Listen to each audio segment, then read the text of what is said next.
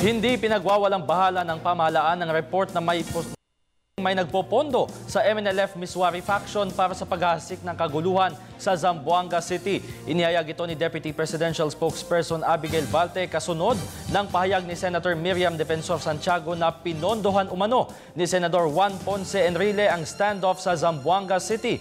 Giit ni Balte, hindi ito ang panahon upang magkomento sa issue dahil may isinasagawa namang investigasyon ukol dito.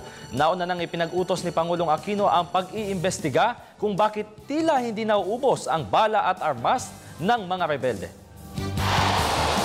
At this point, it would be prudent for us not to comment muna on those particular allegations. Given na meron ding ongoing investigations, as you know, that the President asked some officials to look into